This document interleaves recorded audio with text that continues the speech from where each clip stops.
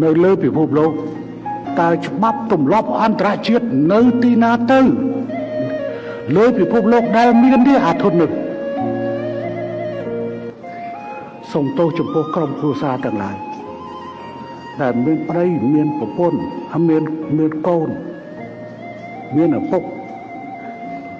ដែលខ្ញុំនិយាយរឿងនេះចេញមក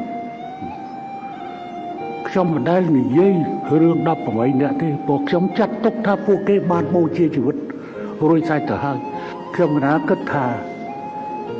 ចាត់ទុកបងប្អូននេះពលីកម្មដើម្បីជាតិរួចស្រេចទៅហើយគេច្បាស់ណាស់នឹងយកបញ្ហានេះទៅដោះដូររឿងនេះរឿងនោះ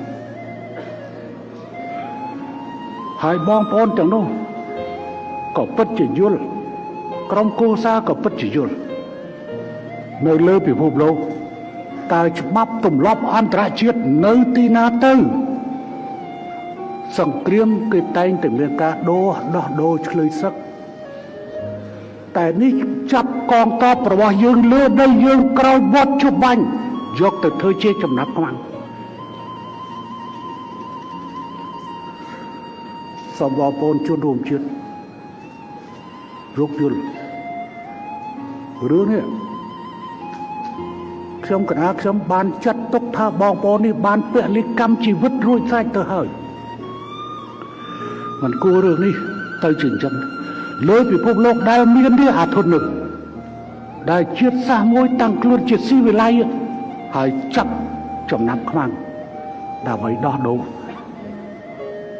នេះមិនមែនជាឆ្លើយសឹកទេណាអត់មែនជាឆ្លើយសឹកទេបងប្អូនយើងស្លូតពេកហើយគេមកគេចាប់ដៃសុំតតរូបរួចហើយជុំចាប់យកតម្រោព្រោះអាងតែជប់បាញ់ហើយហើយមកដីយើងទៀតសូមទោសចំពោះក្រុមគ្រួសារទាំងឡាយដែលមានប្តីមានប្រពន្ធហើយមានកូនមានឪពុកដែលខ្ញុំនិយាយរឿងនេះចេញមកខ្ញុំមិនដែលនិយាយរឿង18នាក់ទេព្រោះខ្ញុំចាត់ទុកថាពួកគេបានបូជាជីវិតរួចស្រេចទៅហើយព្រោះចុងក្រោយគេនឹងធ្វើការដោះដូរលើអ្វីមួយការដោះដូរបានឃើញស្រាប់ហើយរឿងព្រឹត្តិការណ៍កើតនៅឯណាមួយគេភ្ជាប់ការមិនដោះលែងនេះគឺជារឿងអណោយអធម